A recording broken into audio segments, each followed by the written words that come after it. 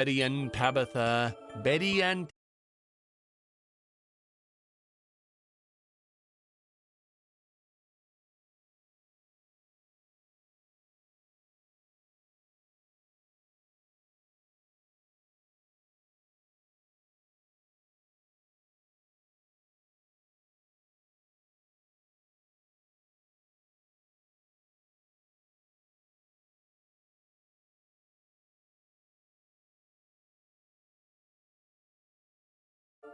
All right, we're going to start the commentary track now.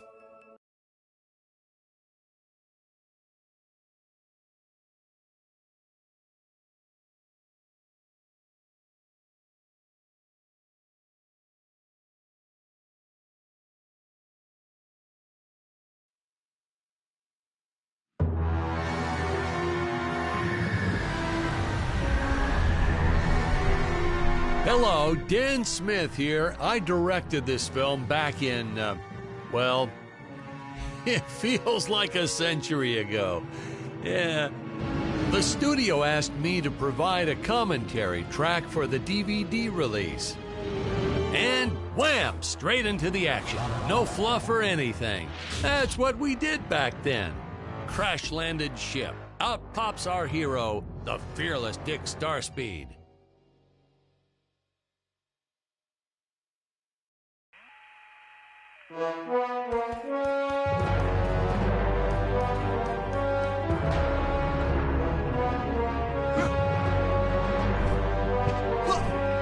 The ship's velocity reactor is damaged. I believe that I am stranded on an alien planet. Played, of course, by actor Jonathan Digby. Went on to some minor roles after this. Such a shame. I thought from day one this guy's got leading man written all over his face. I've often asked why Dick breaks these boxes. He actually ad-libbed it. I told Jonathan, always keep things exciting.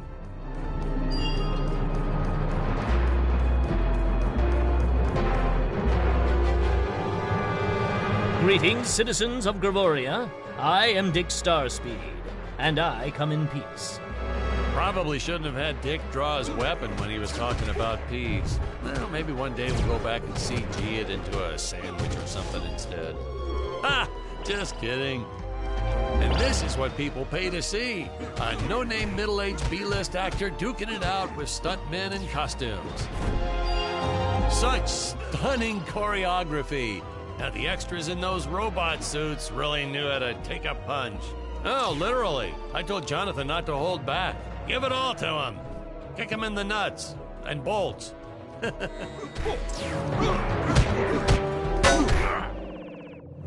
Holy smokes!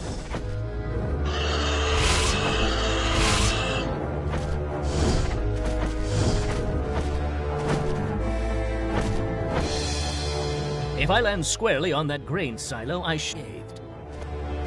Well, I shouldn't say this now, but you could actually see the strings if you squinted hard enough.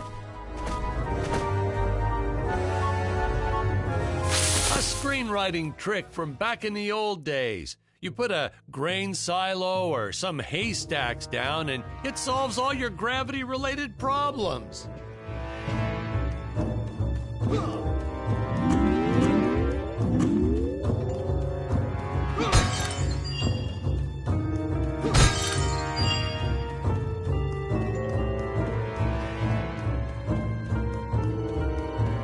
It appears some of my equipment was lost when my ship was shot down. But what luck! This high-tech scanner reports that my ray gun is nearby.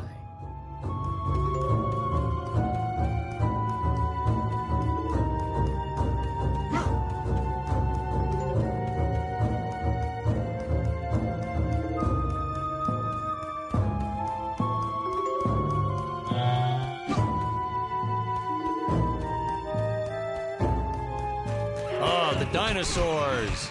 You just don't see quality stop motion like this anymore, do you? Someone actually sat there and moved them, frame by frame.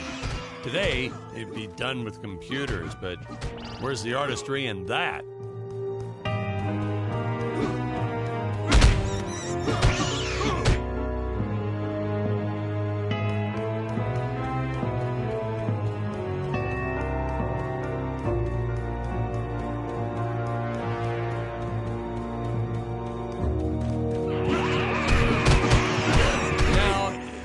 the trees here look a little plastic?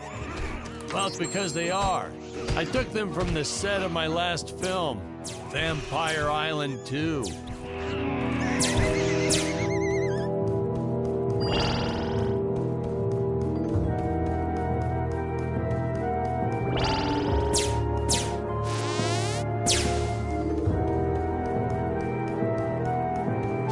Fair share of nasty letters from scientists complaining about our portrayal of the dinosaurs. Was news to me. Apparently these stegosauruses weren't meat eaters. Must have preferred shellfish or something. Blah, how do they know? That's what I say.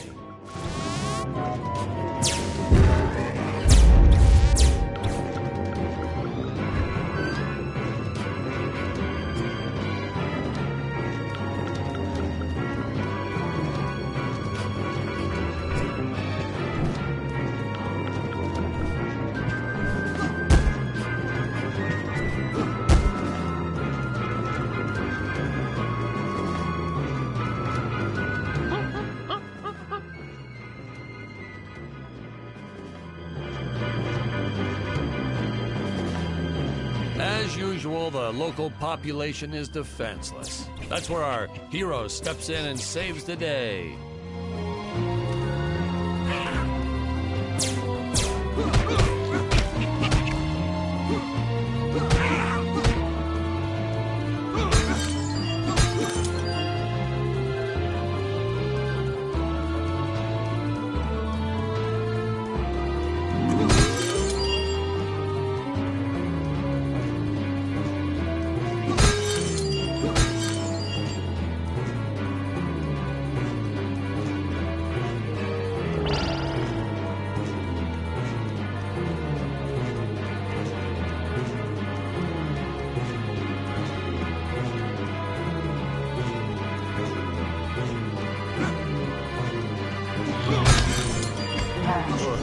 We put Jonathan through a lot shooting this film.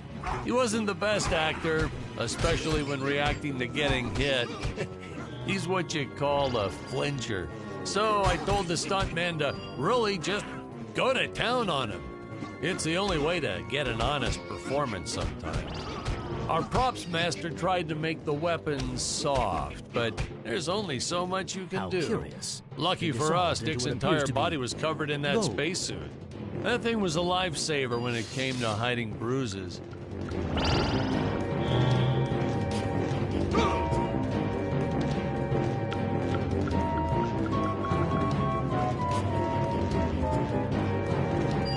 You'll notice the gold disappears when Dick touches it. We had a deleted scene that explained he's actually teleporting it back to his ship. It's funny, no one ever questioned how Dick was able to walk around with an infinite amount of gold on him.